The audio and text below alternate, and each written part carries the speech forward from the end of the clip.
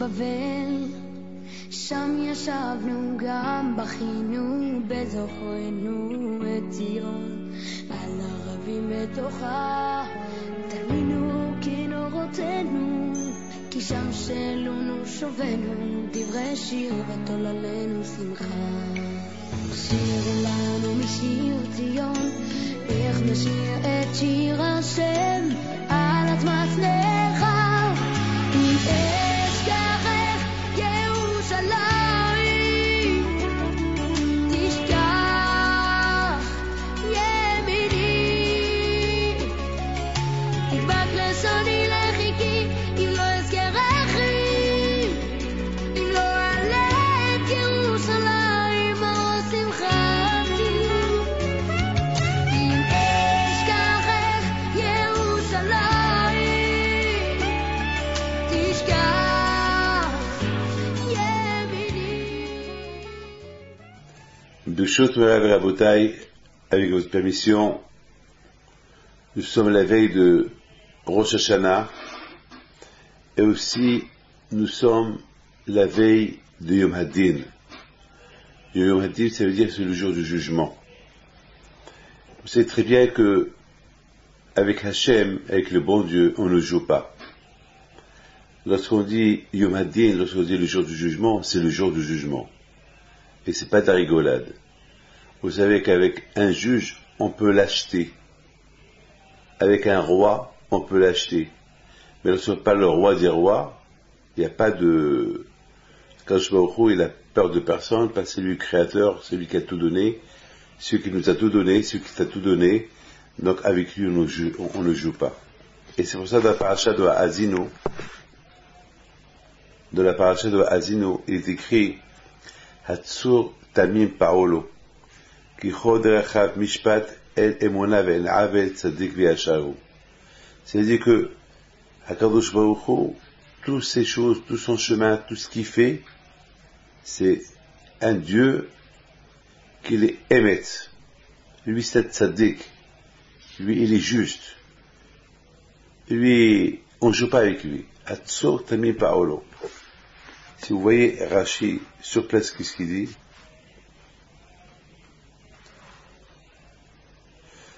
Lorsqu'Akadosh doit punir quelqu'un, lorsqu'Akadosh l'Éternel doit punir, il ne punit pas tout de suite, il va doucement. Par exemple, vous voyez lorsqu'il y a eu le déluge, lorsqu'Hachem a envoyé le déluge sur le monde, le déluge n'est pas tombé fort, d'une manière, parce que s'il aurait envoyé le déluge fort, il aurait détruit le monde entier. Le déluge a commencé à tomber doucement. Pourquoi? Parce qu'Hachem a dit, peut-être les gens ils vont faire teshuva. Le quelqu'un reçoit une maladie, il ne la reçoit pas d'un seul coup, elle le tue. La maladie, elle commence doucement, et petit à petit, au fur et à mesure, elle devient importante jusqu'à que la maladie devienne une grande maladie. Et c'est comme ça. Hatsur Tamim Paolo. El Emuna. Kadosh Baruch Hu, c'est un Dieu qui est émet, il est vrai. Il paye les tzadikim, non seulement il leur donne la vie dans ce monde-là, mais il leur donne la récompense de l'autre monde, Olam Haba. Et beaucoup de fois, ça arrive qu'Akadosh Baruch Hu, il ne paye pas les tzadikim dans ce monde-là, parce que dans ce monde, il n'y a pas de récompense. Et si vous faites la tzedaka, vous vous levez tout le matin à la synagogue, vous allez au slihot le matin, je sais pas, vous donnez un grand don aux pauvres, ne croyez pas que le pote va vous payer sur place, vous allez gagner au loto sur place. Non. Il ne vous paye pas tout de suite.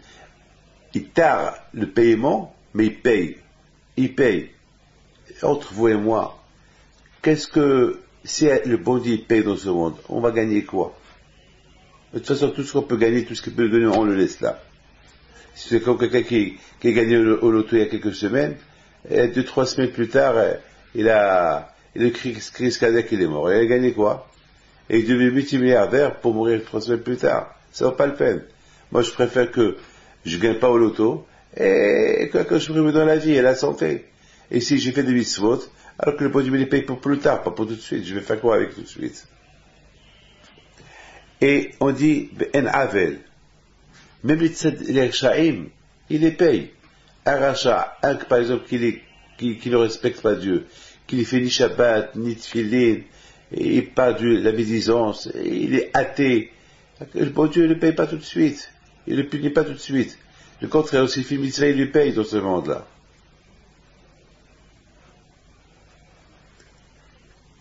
Tzaddik v'yasharu.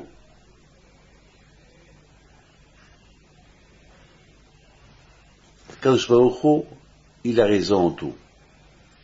Et tzaddikim, beaucoup de fois malheureusement on voit tzaddik vetovlo, racha vetovlo, tzaddik veralo. Malheureusement beaucoup de fois on voit qu'un racha, un homme méchant, il réussit dans la vie. Il réussit dans la vie. Un tzaddik, un qui fait du bien, du matin au soir, il a que des problèmes et des problèmes.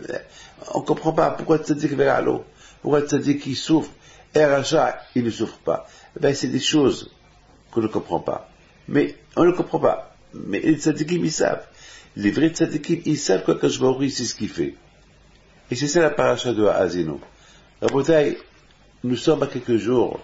Demain soir, c'est Erev Shabbat, la veille de Rosh Hashanah. C'est Yom Hadin, c'est le jour du jugement. Et c'est ce jour-là que le monde entier va être jugé.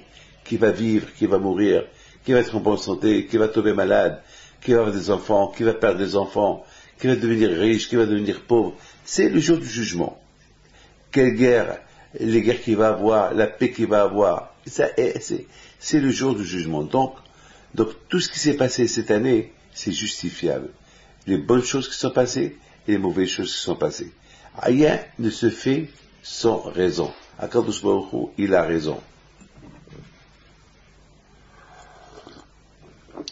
Akadosh Baruch Hu, il a raison pour toutes les choses qu'il fait. Tzaddik v'yasharu. Donc il faut savoir une chose, que la façon comment nous on va préparer notre teshuva vis-à-vis de Akadosh Baruch Hu, eh bien les conséquences de ce qui va se passer demain soir, ça va être réalisé. Lorsqu'Akadosh Baruch Hu, l'Éternel, il voit qu'on s'est bien préparé, qu'on a fait une bonne teshuva, une bonne pénitence, on s'est repenti, tout ce qu'on a fait. Alors bien sûr, demain soir, nous tous on va être debout devant Akadosh Baruch Hu, et nous tous on va être inscrits dans le livre de la vie. Tous. La vie, la santé, la joie, le monde entier. Juifs et non-juifs, tout le monde. Ils vont être inscrits dans le bon livre. Pourquoi? Parce que si tout le monde fait teshuva. D'ailleurs, vous savez, cette semaine au Maroc, lorsqu'on était à la Eloula de Behin Pinto, j'ai expliqué à un non-juif qui a vu qu'on faisait le shofar, qu'il a vu qu'on se prépare, il a vu comment nous on se préparait, et il a dit qu'est-ce qui se passe, pourquoi vous criez, vous faites le shofar, vous êtes en train de se taper le ventre, qu'est-ce qui se passe? Je lui ai dit que on approche le jour du Yom Hadin, on approche le jour du jugement, c'est Rosh Hashanah, que Dieu va juger le monde entier, et on doit faire une grande teshuva. Pourquoi Akadosh Baruch Hu nous pardonne les fautes? Parce que vous savez, toute la pluie qui est là, qui tombe toute l'année, elle dépend de la teshuva comme on fait. Il me dit, alors ça veut dire que c'est vraiment important ce jour-là. Je dis c'est très important. Je dis bon, nous on prie pour tout le monde. Mais sur celui qui veut se joindre à nous, prier à Hachem pour que lui aussi soit inscrit dans le livre de la vie, pourquoi pas? Tous, c'est Yom Hadin, c'est le jour du jugement, Hayom Harat Olam. J'ai dit que nous, dans notre émona, elle est que Hachem, il juge tous les Omot HaOlam, toutes les nations, le premier jour, et à Israël, on les jugé le deuxième jour. Ça veut dire que le monde entier est jugé, tout le monde, mais le monde entier est debout. Les juifs et pas les juifs, les nations, et les juifs, tout le monde est debout devant Akadosh Baruch Hu la veille de Rosh Hashanah. Tout le monde en est debout, devant Akadosh. Et Akadosh regarde tout le monde, et il juge tout le monde. Donc bien sûr, la bouteille, sinon on fait le bon teshuva, alors nous on peut garantir avec les Hachem qu'il y aura de l'abondance dans le monde, c'est la émouna que nous avons. De toutes les façons, chacun, il doit penser qu'il va être jugé, c'est tout. Chacun il va penser qu'il va être jugé. Et c'est très important, c'est pour ça on dit dans la parole de Ha'azinu Hashem v'adeberav tishma ha'aretz. Moshe Rabbeinu alav shalom était extraordinaire. Moshe Rabbeinu alav shalom, il a averti les bénis Israël. il lui a dit, il a dit au Bnei Israël, il a dit, regardez, je vous avertis, qu'Akadosh Baruch Hu, il donne la récompense, et Akadosh Baruch Hu, il punit. Faites attention. Voilà, je mets en témoin sur vous le ciel et la terre. Le ciel et la terre qui sont existants. Le ciel et la terre, tout le temps, ils sont à leur place. La terre, on la voit, le ciel, on lève les yeux, on voit le ciel. Alors, le ciel et la terre, c'est deux créations qui sont là depuis la création du monde. Et mon cher Père, voilà, eux, ils sont témoins de ce que je suis en train de vous avertir, que si vous ne respectez pas Torah Mitzvot, vous allez subir les conséquences. Si vous respectez Torah Mitzvot, alors vous allez, Hachem, il va vous donner une récompense. C'est-à-dire que demain, on ne peut pas venir et dire à mon cher Rabbeinu, ouais, on n'a pas été averti. Mon cher Rabbeinu, ils avertis. Et vous pouvez pas me dire qu'il n'y a pas de témoin. Le ciel et la terre qui sont existants, eux, ils témoignent ce que je suis en train de vous dire. Donc, à Bretagne, avec le fait de voir le ciel et le fait de voir la terre, ça suffit pour comprendre qu'il y a un Dieu, qu'il y a un Créateur. Ça suffit de penser à une chose. Lorsque on fait du mal, avec le fait de voir le ciel en haut, avec le fait de voir le ciel, ça suffit de dire, ah, comment je peux faire ça devant Akadosh Baruch Hu? Et si je suis aveugle, je ne vois pas le ciel, et je suis vivant, je suis sur terre, je marche, même si je suis aveugle, mes pieds sont sur la terre, même si je suis paralysé, je suis dans le lit. Donc le fait que je suis, et le lit quoi, il est sur la terre. Donc quelque part la terre aussi me rappelle qu'elle est témoin que Akadosh Baruch Hu, il m'a averti que si je ne respecte pas ton mitzvot, je suis puni. Je respecte ton mitzvot, je suis récompensé et dans ce monde-là et dans l'autre monde. Quelqu'un m'a dit, Rabbi David, si vous dites que le bon Dieu récompense, que dans l'autre monde, dans ce monde, il n'y a pas de récompense, c'est quoi la récompense de ce monde? C'est ce que je lui ai dit. La récompense que j'ai dans ce monde-là, c'est le plaisir. Et c'est quoi le plaisir que j'ai dans ce monde-là? Ben déjà, le fait que je suis vivant, c'est pas un plaisir. Le fait déjà que j'en profite de ce monde-là, ce n'est pas un plaisir. Je sens, je respire, c'est pas un plaisir. Je vois, c'est pas un plaisir. Je mange et j'ai le goût de ce que je mange, c'est pas un plaisir. Et même si, admettons que vous n'appelez pas ça le plaisir, le fait d'étudier la Torah, le plaisir que j'ai en étudiant la Torah, c'est un grand plaisir, ça. Alors ça veut dire que j'ai une récompense et dans ce monde-là, et d'autres mondes. La récompense que j'ai dans ce monde-là, c'est la vie. La vie, lorsque j'ai une naissance d'un enfant, lorsque je me marie, lorsque je gagne de l'argent, lorsque j'en profite de la vie, c'est pas un plaisir. C'est pas un plaisir que j'ai et dans ce monde-là. Et la plus forte raison, lorsque je fais des mitzvot et que je suis récompensé dans d'autres mondes, c'est super, c'est extraordinaire. Et c'est ça, Rabotai, Moshe Rabbeinu, Alav Shalom, il met le peuple d'Israël, il les met en garde, il leur dit attention, je mets en vous comme témoin le ciel et la terre qui ne bougent pas de leur place, qui sont tout le temps là.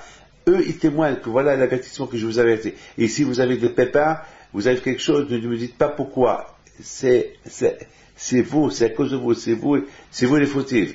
C'est ça, Rabotai, c'est la paracha de cette semaine-là, et à quelques jours de Rosh Hashanah. Hier, Rabotai, une question qu'on m'a posée hier soir. On sait qu'il y a toujours Rosh Hashanah, c'est le jour du jugement. On sait très bien que le jour du jugement, on dit, le jour de Rosh Hashanah, on est content, on ne jeûne pas, on est super heureux, on est content. On va, on mange, on dort, on est super content. Alors, la question se pose, si on est à Yom Hadin, si on appelle ça le jour du jugement, avez-vous vu quelqu'un qui va être jugé, qui est content? Non. Est-ce que vous avez vu quelqu'un qui va être jugé, qui est content? C'est pas, non. Quelqu'un qui va être jugé, il est super, il a peur. C'est Yom Hadin. Alors comment on peut dire que le jour du jugement, c'est la joie? Alors la réponse, elle est que on a confiance en Dieu. Il y a une différence entre un juge normal et un juge qui s'appelle Hachem. Hachem, un juge normal, tout dépend de c'est le matin, il s'est disputé avec sa femme le matin, alors lorsqu'il va venir au jugement, pour juger les autres, il va être en colère. Donc il peut juger n'importe comment. Il y a une différence. Tout dépend de son tempérament. si il s'est bien réveillé ce matin-là, donc il peut, ça veut dire que, c'est avec un être humain, n'oubliez pas, un juge, c'est pas, un juge, c'est un juge, hein. Un juge, c'est un être humain, il a ses qualités, son caractère. Bien sûr, il y a des bons juges, il y a des juges qui sont super, il y a des juges qui sont durs. Hachem est très dur. L'Éternel est très très dur. Alors lui, il punit la personne pour n'importe quoi. Il va punir un tzaddik pour une toute petite faute qu'il va faire. C'est-à-dire un tzaddik qui va parler pendant la prière, il peut être condamné à mort, un tzaddik. C'est grave. Parce que selon comment tu connais Akadosh Baruch Hu, selon comment les tzaddikim, ils connaissent Akadosh Baruch Hu, s'ils font leur punition, elle est en conséquence de leur connaissance de Akadosh Baruch Hu. C'est dépend. Quelqu'un qui est rachat, un juif qui est athée, parce qu'il n'a pas eu d'éducation juive. Et il n'a pas eu d'éducation, il croit, il a fait ses études, il ne connaît pas. Lui, le bon Dieu ne va pas le punir parce qu'il ne connaît pas. Ne croyez pas qu'Akadosh Baruch Hu, c'est un mauvais juge. Il est très mauvais et très bon. Et très bon et très mauvais. Et surtout pour les tzadikim, il est encore plus mauvais pour les tzadikim. Parce que les tzadikim, ils sont toujours en première ligne. Parce que les tzadikim, ils connaissent. Les tzadikim, c'est-à-dire les justes. Les justes, de plus qu'ils connaissent Hachem, de plus on leur demande de servir à Kadosh Baruch Hu. Encore mieux. Hatzur tamim paralo ki choder rav emet. Kadosh Baruch Hu, il est juste. De plus qu'on le connaît, comme par exemple, un enfant qu'il a grandi avec ses parents. Il reçoit cet enfant-là l'amour, la vie de ses parents. Et voilà. Et au fur et à mesure que cet enfant grandit, il voit le sacrifice que ses parents font pour lui. Alors imaginez-vous cet enfant-là qui voit un monsieur qui passe et il l'appelle papa. Comment son vrai père va s'énerver sur lui? Il dit quoi? Avec tout ce que j'ai fait pour toi, il passe à l'étranger, tu l'appelles papa? C'est lui ton père? Alors va. Ah papa, je m'amuse. Ah non, mais en s'amusant, on s'amuse pas comme ça. Un enfant qui a été adopté et qui connaît pas son vrai père. Et un jour, son vrai père, il passe à côté de lui. Et cet enfant-là, il va appeler son père adoptif papa. Et ce vrai père va s'énerver. Non, parce que il n'a pas grandi avec lui. C'est normal. Il le connaît pas. Il connaît avec celui qu'il a adopté. Voilà. Un qui ne connaît pas Dieu et qu'il a été adopté par le mauvais penchant et qu'il appelle au mauvais penchant le tzara papa, quand je vois où il le comprend. Il n'a pas grandi avec son vrai père. Donc le bon Dieu comprend.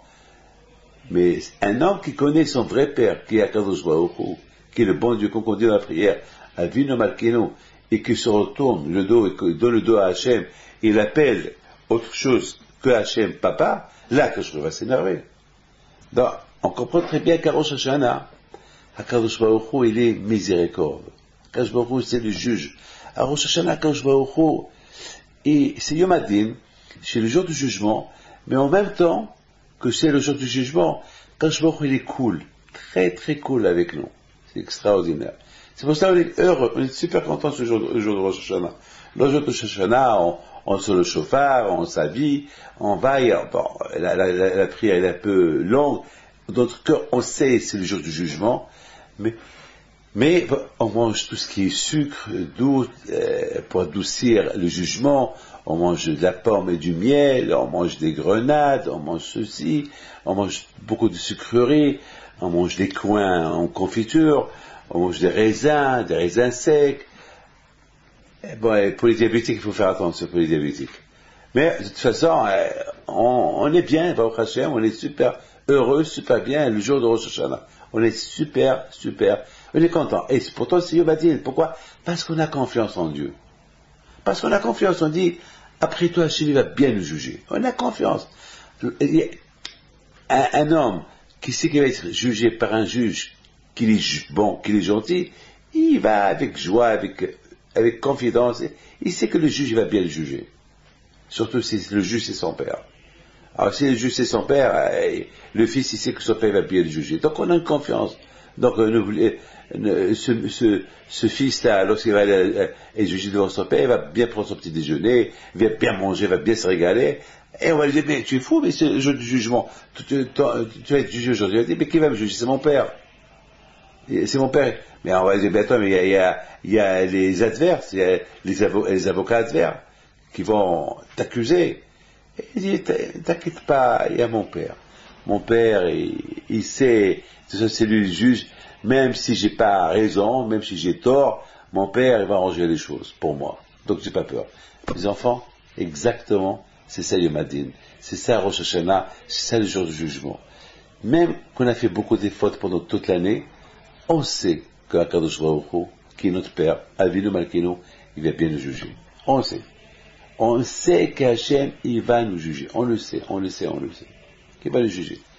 On sait qu'il va bien nous juger. Mais tout cela, si on a fait Teshuvah, si on a fait pénitence. Mais si on n'a pas fait pénitence, quelle audace, quelle horreur, quelle audace d'être devant le juge. Mais vraiment, imaginez-vous, est-ce qu'on peut aller devant un roi avec des vêtements sales? Est-ce qu'on peut dire n'importe quoi au roi? Mais il y a un protocole, il y a un respect devant le roi, il y a un protocole, on ne peut pas se mettre devant le roi comme on veut. Eh bien, imaginez-vous le roi des rois qui s'appelle Hachem, le bon Dieu.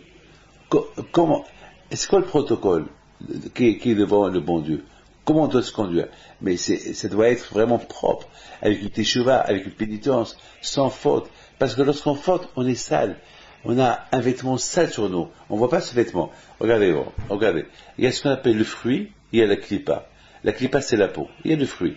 Qu'est-ce qu'on mange? Le fruit ou la peau? On mange la peau. Ou le fruit. On mange le fruit, la peau, on la jette. Eh bien, lorsqu'on faute, on crée une peau qui est sur nous. Une peau sale, pas une peau qui pue, une peau pourrie. Et c'est avec ça qu'on va être devant Akadosh le jour de Yom Hadin, devant Akadosh Baruch Hu, à Rosh Hashanah, avec cette peau, avec ces vêtements, avec cette odeur sale, c'est comme ça qu'on va être devant Akadosh Baruch Hu. Même quand Akadosh Baruch Hu, il est souriant, le jour de Rosh Hashanah, il est miséricorde. Mais quand même, fais attention, il y a une teshuvah à faire, il y a une pénitence à faire. Et c'est comme ça que tu vas te présenter devant Akadosh Baruch Hu, Atem itzavim hayom kulchem. Le Zohar Akadosh dit, c'est quoi? Vous êtes tous debout devant Akadosh Baruch Hu. Vous êtes tous debout à Rosh Hashanah devant Akadosh Baruch Hu. Hayom c'est Hayom, Harat Olam. Devant Akadosh Baruch Hu, au jour de Rosh Hashanah, on est tous debout devant Akadosh Baruch Hu. Tout le monde est jugé, du plus grand au plus petit. Tout le monde est debout devant Akadosh Baruch Hu. Tout le monde est debout devant Akadosh Baruch Hu. Et qui n'est pas debout devant Akadosh Baruch Hu? Et qui peut dire qu'il va être acquitté devant Akadosh Baruch Hu? C'est vrai qu'Akadosh Baruch Hu est miséricorde. C'est vrai qu'Akadosh Baruch Hu, l'Éternel, c'est un Dieu qu'il est miséricorde, qu'il est souriant, et on a confiance qu'il va bien nous juger parce qu'on est ses enfants. C'est bien. Mais quand même, un peu de respect. Même un roi, son fils, il ne peut pas venir chez lui devant tout le monde avec un jogging, avec un short, avec sale. C'est pas possible. Il y a un protocole, il y a une honte, il y a un respect quand même. Tu peux pas venir comme ça devant Akadosh Baruch Hu, tu peux pas venir comme ça devant le roi. Mais si le roi c'est ton père, tu peux pas venir comme ça. Un peu de respect quand même. Mais si tu vas comme ça, il va s'énerver sur toi, il va te faire entrer en tôle. C'est quoi ça? Il y a un respect. Il y a Atem itzavim hayom. Vous êtes tous debout devant Akadosh Baruch Hu au jour de Rosh Hashanah. Sachant qu'on va être debout devant Akadosh Baruch Hu au Rosh Hashanah, il faut qu'on se prépare. Et fais attention. C'est pas de rigolade. Atzur tamim parolo, Akadosh Baruch Hu il juge. C'est un grand juge. Akadosh Baruch Hu sait ce qu'il fait. Et mon avis, Akadosh Baruch Hu on peut pas l'acheter. Après, ça peut être trop tard après. Après, on peut pas jouer avec lui. On peut jouer avec un roi, mais pas avec le roi des rois. Pas avec Akadosh Baruch Hu. Avec Akadosh Baruch Hu on ne joue pas. Il faut faire attention. Il faut qu'il y ait une teshuvah. C'est pour ça qu'avant Rosh Hashanah, on paie les tzadikim. Les tzadikim, c'est des avocats, les tzadikim. Les tzadikim, ils étaient là dans ce monde-là. Mais maintenant, ils sont morts, ils sont là-haut, comme Rabbi Haim Pito, qu'on a fêté sa Hilula cette semaine, une super Hilula en Maroc. On a vu des milliers de personnes qui sont venues prier, et c'était impressionnant. Lundi soir, la veille, le jour de la Hilula de Rabbi Haim Pito au Maroc, jusqu'à lundi soir, c'était impressionnant. Vous avez beaucoup de gens, ils ont remarqué ma femme, qu'elle pleurait sur le tombeau de Rabbi Haim Pito. Parce qu'à un moment donné, je fait sortir tout le monde, elle voulait rester seule, mais elle ne savait pas qu'elle était vue par les caméras, que le monde entier presque avait presque 32 000 personnes qui la voyaient dans le monde. elle savait pas, elle a commencé à pleurer, elle a commencé à crier, et tout le monde était, tout le monde, ça fait une émotion à tout le monde. Elle savait pas que tout le monde regardait, mais pourquoi elle pleurait? Elle priait pour ses enfants, elle priait pour le monde, elle priait. Et c'est une façon de prier. On prie à Kadosh Baruch Hu, parce qu'à Kadosh Baruch Hu, il y a une façon, on peut prier à Kadosh Baruch Hu avec joie, et on peut prier à Kadosh Baruch Hu aussi avec des larmes. Et parfois, lorsque l'émotion s'explique avec des larmes, avec il y a l'émotion qui s'explique avec un gros sourire, avec une grosse joie. Je vois quelqu'un que j'ai pas vu depuis longtemps, avec un gros sourire, je cours vers lui, je le prends, je l'embrasse, avec émotion. Il y a d'autres émotions qui sont très très fortes, que le corps, il cède, et la personne commence à pleurer. La plupart des femmes, je salue toutes les femmes du monde qui sont extraordinaires, que lorsqu'ils rencontrent le tzaddik à Pito, ils pleurent. Ils pleurent. Lorsqu'ils vont pèleriner notre tzaddik, ils pleurent. Leur émotion, ils craquent devant le tzaddik. Ils pleurent, ils prient à Hachem. Pas le mérite du tzaddik. Bon, nous les hommes, on est durs à pleurer. Nous les hommes, on dit Hawa Jaïdaouina, on rigole, on sourit, on crie, mais bien sûr les femmes nous ont dépassé. Leur sentiment nous a complètement dépassés. Et je salue ces femmes-là qui sont tellement proches d'Hachem que le bon Dieu les protège. Ce qu'on a vu, les tzadikim, c'est des avocats. Pourquoi? Parce que une fois, ils étaient dans ce monde-là. Ils ont vécu. Ils savent c'est quoi vivre dans un monde qui est dur. Surtout aujourd'hui, un monde d'Internet, un monde où il y a beaucoup de débauches, un monde où il y a beaucoup de Yitzhara, un monde de fatigue, parce que les gens, on dort trop tard, on voit la télévision, on sort, on fait des bêtises, le matin on est fatigué, on n'a même pas le temps de prier, on prie pas. On vit dans un monde où il y a beaucoup de Yitzhara, un monde d'argent. On est plutôt attentif à l'argent et pas attentif à un cours de Torah. On s'intéresse qu'à l'argent, faire de l'argent. Et à Kadosh Baruch Hu, c'est lui qui les donne.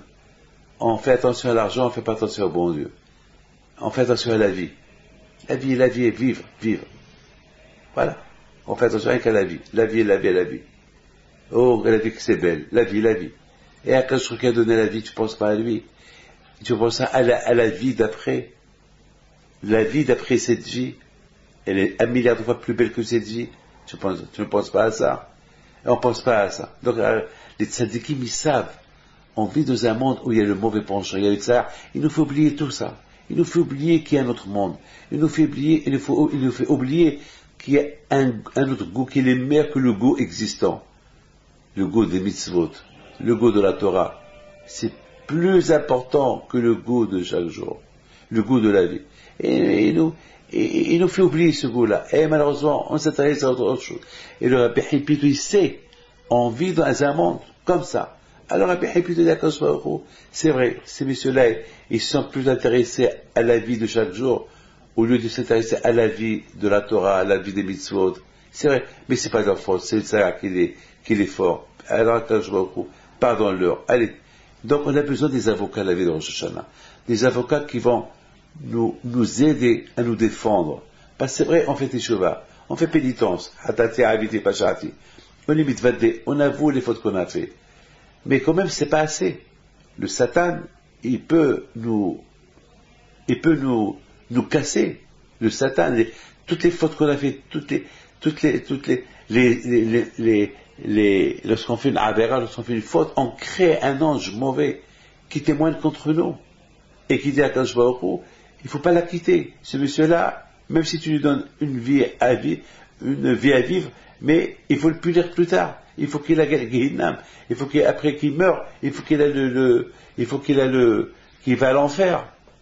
Et c'est pas la peine ne lui pardonne pas. Mais lorsqu'on fait des chevals et tzadikim, ils disent à Kadosh Baruch Hu, c'est vrai. Ce monsieur-là, il a fauté. Il a fumé Shabbat. Il n'a pas mangé du kasher. C'est vrai qu'il a fauté. Mais c'est pas de sa faute. Pardonne-lui. Il n'a pas fait exprès. Il savait pas.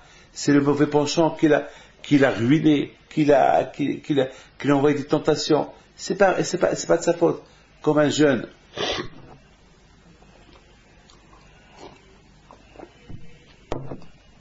Comme lorsqu'on était à la Iloula à Rabbi Pito cette année, il y avait des centaines et des centaines de jeunes.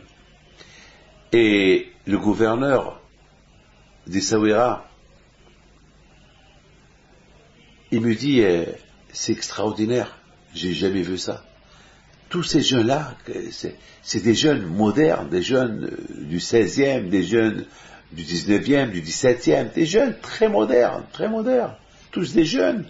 Et comme ça, il vient, il dit, Hawaja et Dawina, il vient comme ça, il vient pleurer, prier, et veiller pendant 3 jours, être dans la fête pendant 3 jours, lire Tehillim, faire écouter des cours de Torah. C'est pas possible, c'est extraordinaire, c'est incroyable ce que je suis en train de voir. Ben, je lui dis, c'est un grand sacrifice ce qu'ils font. Parce que des jeunes comme ça, samedi soir, ils pouvaient être dans les rues de Paris, dans les rues de Lyon, dans les rues de Marseille, dans les rues de New York, dans les rues de Buenos Aires, dans les rues du Mexique, dans les rues européennes. Ils se privent de tout ça. Regarde où ils sont. C'est parce que ils savent qu'il y a du jugement. Ils se rendent compte qu'il y a un jugement. Ils font un sacrifice pour le bon Dieu. Mais que toute l'année, ils n'ont pas fait assez de sacrifices. Toute l'année, ils ont fait des sacrifices pour les Sahara. Ils ont fait des sacrifices pour veiller toute la nuit pour des bêtises, pour voir un match de football, pour aller faire des bêtises.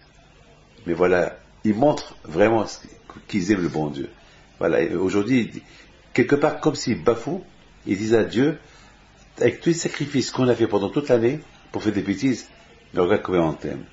Alors, Rabbi Pito, il vient avec cet argument chez le bon Dieu. Il vient avec cet argument. Il dit, bonjour Alain, regarde, ils sont super. C'est vrai, ils ont fait des bêtises toute l'année avec des sacrifices qu'ils ont fait pour des bêtises. Mais regarde, qu'est-ce qu'ils sont en train de faire? Ne vois pas ce qu'ils ont fait avant. Regarde ce qu'ils font maintenant, avant Rosh Hashanah. Quand je vois il dit super.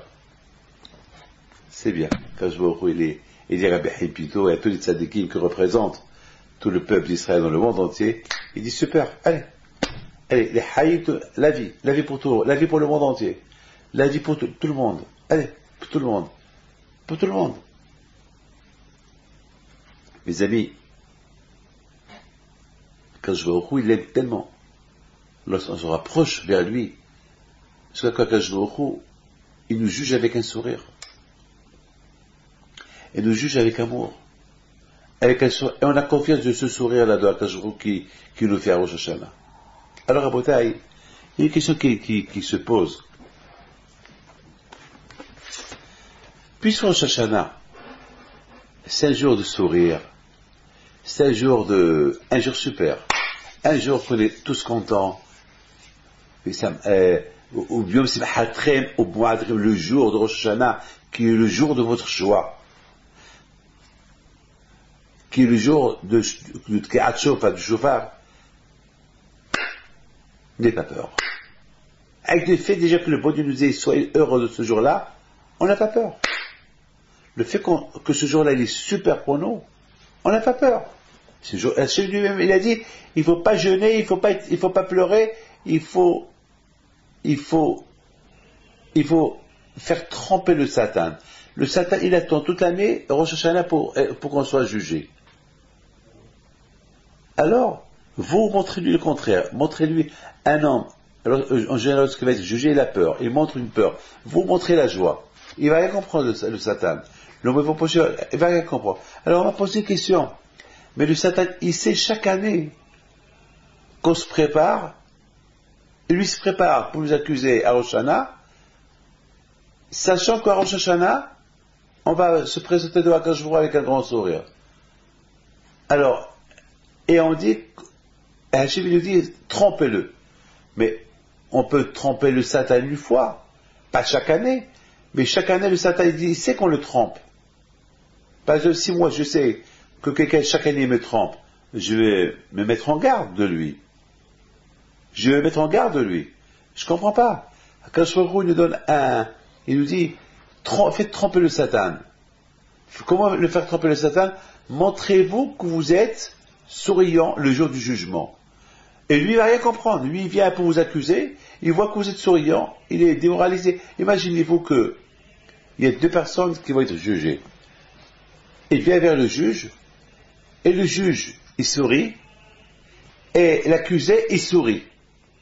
Donc le monsieur qui vient pour accuser, il comprend rien. Il commence à avoir peur. Il voit que le juge, il sourit à son adversaire. Et son adversaire aussi, il sourit au juge. Donc ils sont copains. Donc bien sûr, le jugement va être à sa faveur. Donc ça y est, pour lui c'est perdu. Le Satan, il arrive à Rosh Hashanah, le jour du jugement, il voit le bon Dieu qui est le juge qui sourit, il voit les accusés qui sourient, les Juifs et le monde entier qui sourient, et lui il est là. C'est logique, il sait que ça y est, le juge qui sourit à l'accusé sourit au juge, ça veut dire que c'est gagné d'avance. Alors c'est gagné d'avance. Alors qu'est-ce qu'il fait là le Satan? Et le Satan chaque année il sait ça. On peut pas le tromper chaque année. Il peut dire il peut dire chez Hachem, tu me fais tromper, alors c'est quoi ce jugement-là? C'est un faux jugement, ça. C'est quoi ce jugement-là? C'est-à-dire, d'ores et déjà, le Satan, déjà, il a perdu. Alors pourquoi il y a un jugement? Et je vous pose une question. Alors, et la deuxième question, si on sait d'ores et déjà que, à Israël, que le monde entier va être acquitté, donc il n'y a pas de jugement. Alors pourquoi on appelle ça un jugement? Si c'est un jugement, si déjà il y a le sourire, c'est quoi ça? En plus, il y a une autre question qui se pose. Pourquoi on n'a pas fait Kippour avant Rosh Hashanah? C'est bien mettre Hachem nous aide tellement. Alors pourquoi il ne nous pardonne pas? C'est quoi Kippour? Kippour c'est le jour du pardon. Et Rosh Hashanah c'est le Yom Hadin. Et de toute façon, quand il nous pardonne. Alors puisqu'il pardonne, et en plus on a fait Teshuvah, donc si on a fait Petit Pénitence, le pardon devait y être. Alors pourquoi Hachem ne fait pas qu'il y a le pardon, et à Kadosh Baruch Hu il nous juge. Yom Hadin, Kadosh Baruch Hu il juge comment on a fait Teshuvah. Pas si j'ai fait une bonne Teshuvah, ça y est, voilà. Oui, tu as fait une bonne Teshuvah, tu n'as pas... Pourquoi il y a Rosh Hashanah, le jour du jugement, et après le pardon? A priori, ce jour du jugement, il n'y a même pas de jugement, puisqu'il n'y a que des sourires, et on sait qu'on est acquitté. Donc c'est mieux qu'on fait le pardon, et après que je vais au coup, il va faire Yom Hadin, le Rosh Hashanah, jugement, je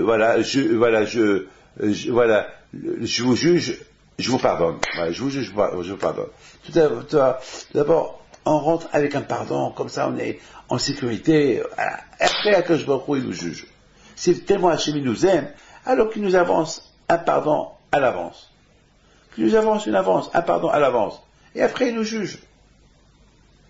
Non, on fait le jugement, et après le jour du pardon.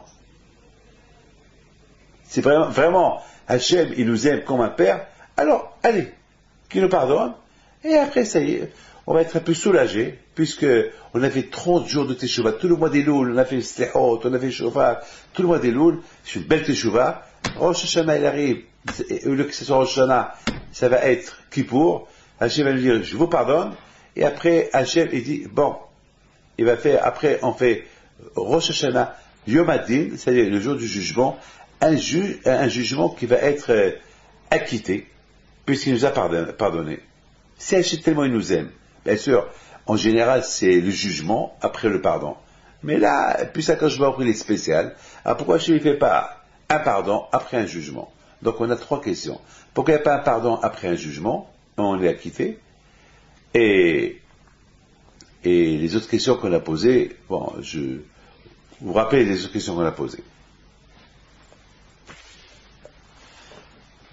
Les autres questions qu'on a posées, c'est le Satan, il sait qu'on se moque de lui. Ah, puisque le Satan, il sait qu'on se moque de lui, que de toute façon le jugement, il va pas être en sa faveur, il va être en notre faveur. Déjà, comme il voit que nous on sourit à Dieu, et Dieu il nous sourit à nous, c'est-à-dire qu'il y a un complot contre lui. Alors il sait, alors c'est quoi mes balles de c'est quoi? On dit, à Rosh Hashanah, on trompe le Satan. On peut le tromper une fois, pas chaque année. Attends, il n'est pas bête le Satan. Il sait qu'on le trompe. Alors c'est quoi ça? Vous savez mes amis,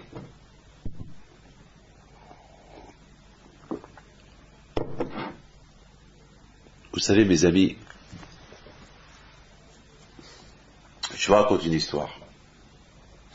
Hier, j'ai reçu quelqu'un. Il s'appelle Monsieur Elbaz. C'est le directeur d'une école à Épinay. Il me raconte une super histoire. Il me raconte que, avant-hier, il était en train de débarrasser un peu, avant-hier ou la semaine dernière, je ne me rappelle pas. Il était en train de débarrasser un peu son bureau. Il avait beaucoup de dossiers, des anciens dossiers. A priori, après 4, 5, 6 ans, ces dossiers-là, il les met de côté, il les jette. Qu'est-ce qu'il a? Une école, il peut pas, où il faut stocker tous les dossiers de tous les anciens élèves. Mais aujourd'hui, tout c'est sur ordinateur. Ça, il se débarrasse de tous ces dossiers qu'ils ont. Comme d'ailleurs, moi-même, toutes les lettres que je reçois, des milliers de lettres, je les garde pas. Je les mets à la glisa. Je les enterre. Ceux qui sont sans importance, je les jette. Mais ceux où il y a le nom de Dieu ou des photos, jamais je jette les photos. Je les mets de côté, je les enterre. Moi, je n'ai pas jeté les photos. Même les photos de famille à moi, je les jette pas. Je les enterre, je préfère... je les jette pas. Donc, il était en train de débarrasser un peu les photos, tout ça, tous ces dossiers-là. Et voilà, il tombe sur des sortes de dossiers il y a 8-9 ans. Et un dossier, il les met de côté, et une photo, elle tombe. Il ramasse la photo, il la regarde, et au lieu qu'il la jette avec les autres photos, il la met sur la table, il la regarde. Voilà. Le lendemain, il reçoit un coup de téléphone. Quelqu'un. Il lui dit, ça va, monsieur Elbaz, ça va. Et il lui dit, est-ce que tu te rappelles de famille telle et telle?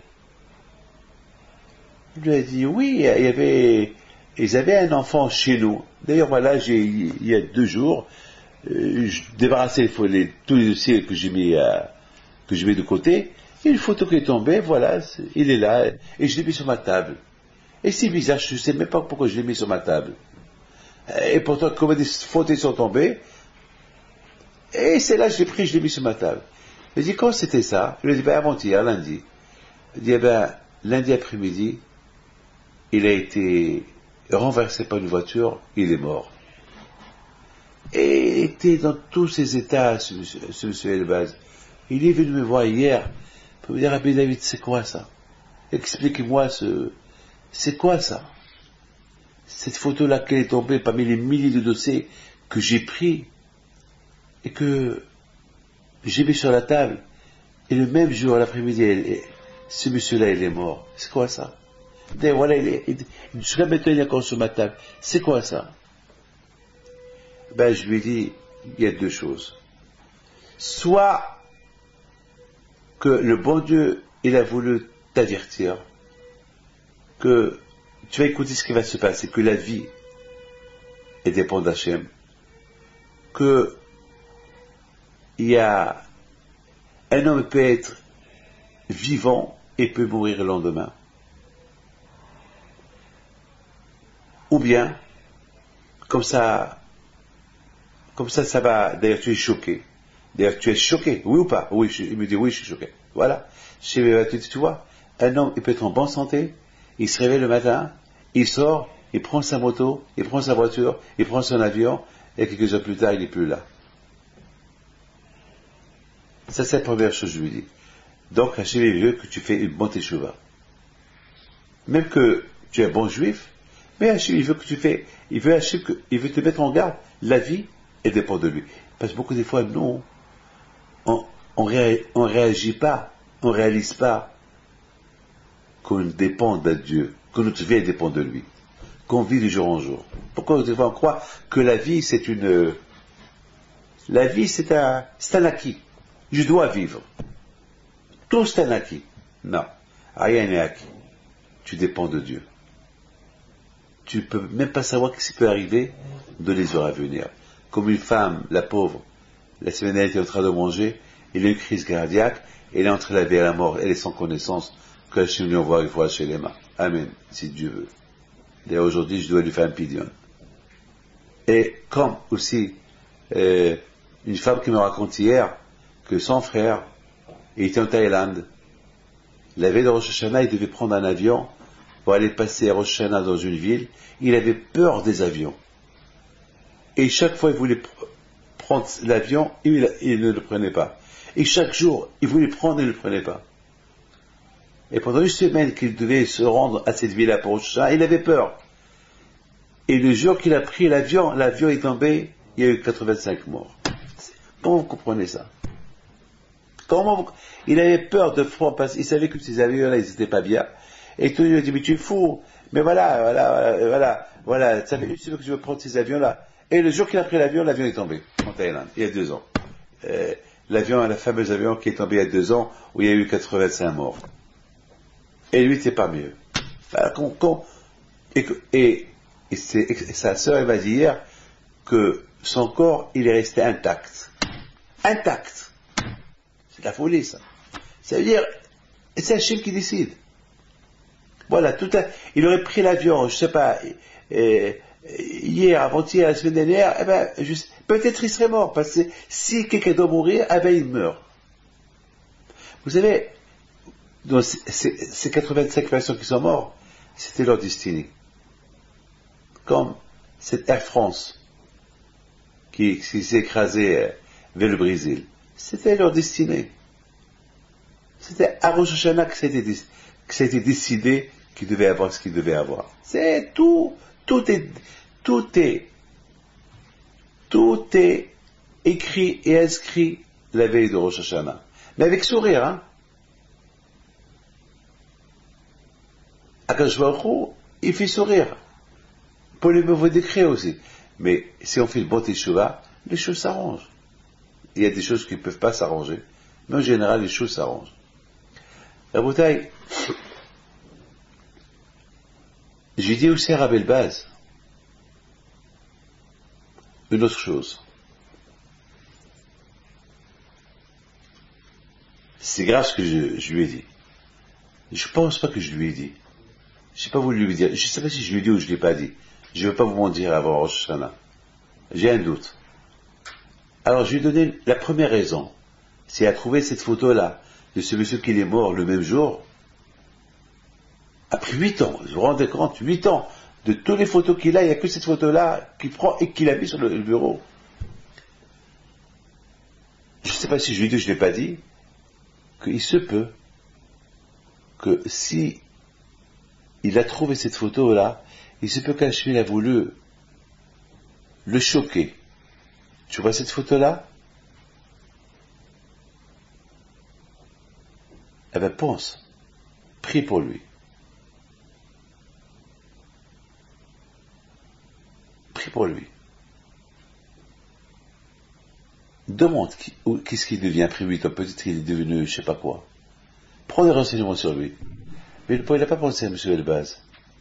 Il a pensé, moi, même si j'étais à sa place, j'aurais eu la même réaction. Une photo qui tombe, j'apprends, je la jette jamais de côté.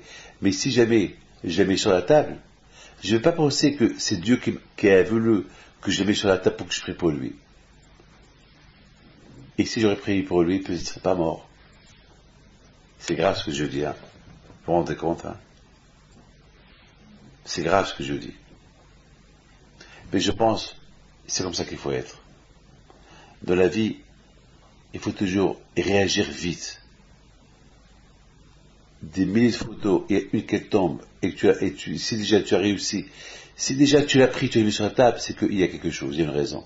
Prie pour lui. Peut-être en priant pour lui, tu vas annuler la Gezerah. Mais comment je veux savoir? C'est comme ça qu'il faut être. C'est dur, hein. Donc, que Dieu préserve. On ne va pas dire que c'est à cause de Rabbi Elbaz qu'il est mort parce qu'il n'a pas prié pour lui. On ne va pas dire ça, on ne va pas accuser le pauvre. La veille de Rosh Hashanah, oui, c'est pas faute qu'il est mort parce que lorsque tu as trouvé cette faute, tu aurais dû prier pour lui, pour qu'il ne meure pas. Comment le pauvre il sait qu'il va mourir, ce monsieur-là? D'ailleurs, déjà le fait qu'il a mis sur la table, c'est déjà beau qu'il n'a pas mis de côté. Ça suffit que lorsque le pauvre, le même jour qu'il a entendu que ce monsieur-là il est mort, le chagrin et les pleurs qu'il a eu, ce monsieur Elbaz. Et pour vous dire, Rabotai, jusqu'à combien l'homme il doit avoir l'amour du prochain. C'est l'amour du prochain, elle est illimitée. Elle est sans condition, elle est illimitée. Mes amis, c'est ça Yom Hadin. C'est ça le jour du jugement. Le jour du jugement, Kadosh Baruch Hu, il est pointilleux. Mais avec sourire. Avec tout le monde. Surtout avec les tzadikim. Mais Baruch Hashem, il y a la teshuva. La pénitence. Ah, maintenant, Rabotai, il faut comprendre que, à Rosh Hashanah, Kadosh Baruch Hu nous juge. Pourquoi? Parce qu'à Rosh Hashanah, c'est important pour que chacun de nous sait, même qu'il y a un jugement avec sourire, mais il faut qu'on sache qu'il y a un jugement. Même qu'il y a un pardon, mais il faut qu'on sache qu'il y a un jugement. Pourquoi? Parce que si tout le mois d'Elul, on sait qu'on commence avec un pardon, on ne va pas bien faire une teshuva. Mais si pendant tout le mois d'Elul, on sait qu'on va commencer avec un jugement, on va bien faire la pénitence. Et après, il y aura le pardon.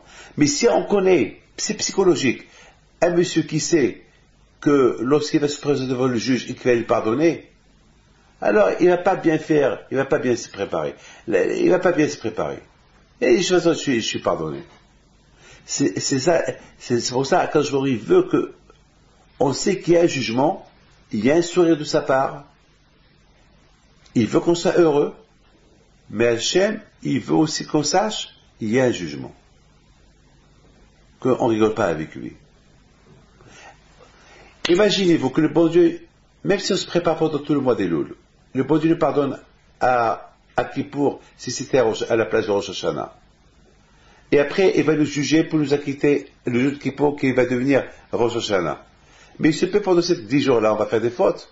Et si on va faire des fautes, alors le Satan, il va dire à Dieu, toi, Dieu, tu leur as pardonné à Rosh Hashanah qui est devenu Kippour. Mais regarde ce qu'ils ont fait pendant ces 10 jours-là. Donc, quand je vais dire, tu as raison. Alors, je leur pardonne pas. Alors, on a gagné quoi? C'est pour cette raison que je veux que ce soit pénitence pendant les 10 jours. Pendant les 40 jours. Tout le mois d'Elul, et dans Rosh Hashanah Kippour, 40 jours de Teshuvah. Et après, il y a le pardon. Parce que s'il y a un pardon avant le jugement, alors on risque de ne pas bien faire la Teshuvah, alors le pardon il risque d'être balayé. Le pardon d'Hachem il risque d'être caduc à Rosh Hashanah qui va devenir le jour de Kippour. C'est la raison pourquoi je a fait que Rosh Hashanah c'est à sa place, c'est le jour du jugement, et Kippour c'est à sa place, c'est le jour du pardon. Pour qu'on sache qu'il y a un jugement, pour comme ça on a peur, comme ça on fait une bonne Teshuvah, comme ça il y a le pardon. Et maintenant on comprend très très bien que le Satan, il sait que Akadosh Baruch Hu il le fait tromper. Mais malgré tout, le Satan, lui, il sait, parce que chaque année c'est la même. Chaque année, le Satan il croit venir nous accuser avec des mille accusations et il voit qu'on se sourit. Mais le Satan n'est pas bête. Quelqu'un qui joue le loto chaque semaine et que toujours il perd, il se dit toujours j'ai une chance de gagner. Il y a une chance sur 1 milliard que je peux gagner. Écoutez, c'est 1 milliard de personnes qui jouent le loto. Il y a un qui va gagner sur 1 milliard. Ah, moi aussi, c'est pas que c'est moi. J'ai une chance. J'ai une chance sur 1 milliard que je peux gagner. J'ai une chance sur 1 milliard. Donc le Satan, il dit pareil, c'est vrai. À Rosh Hashanah, le bon Dieu, il fait le sourire aux Juifs. Et les Juifs, il faut le sourire. Et il faut une complicité contre moi. Moi, je vais avec toutes les accusations pour les accuser. Et eux, déjà, ils ont gagné d'avance. C'est vrai, il le sait ça, le Satan. Mais toujours, le Satan dit, il y a une chose sur 1 million, sur 1 milliard. Peut-être un jour, peut-être. Malheureusement, lorsqu'il y a eu la Shoah, c'est pas une grande Gezerah, ça. lorsqu'il y a 6 millions de Juifs qui sont morts. Et quand ça s'est décidé? Un Rosh Hashanah. Ouais. Lorsqu'il y a des graves choses qui arrivent, quand ça se décide? La veille de Rosh Hashanah. Donc le Satan, il y a toujours une chose sur 1 milliard, de réussir.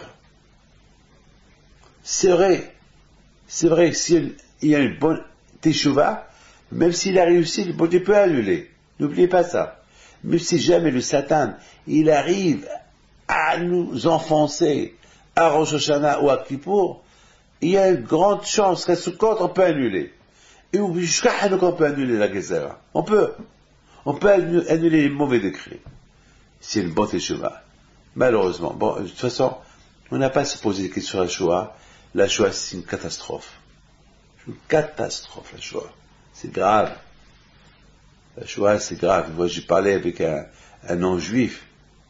Il me dit, mais vous parlez toujours de la Shoah. Et je lui dis, vous croyez qu'on peut oublier la Shoah? Mais si on oublie la Shoah, c'est grave. Il me dit, pourquoi c'est grave? Il faut oublier, ça y est, c'est du passé. Ça fait 60 ans, 70 ans, c'est du passé. Ça y est, Hitler, il est mort et enterré, ça suffit. C'est du passé. J'ai dit, justement, le passé, c'est le présent. Les patriarches, c'est du passé, mais on les vit, c'est le présent. Il faut jamais oublier ça. Si on oublie le passé, on va oublier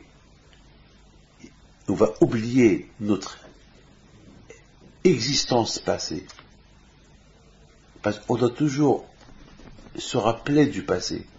En se rappelant du passé, on prie à Hachem qu'il n'y aura pas pareil, qu'il n'y aura pas quelque chose qui était comme le passé.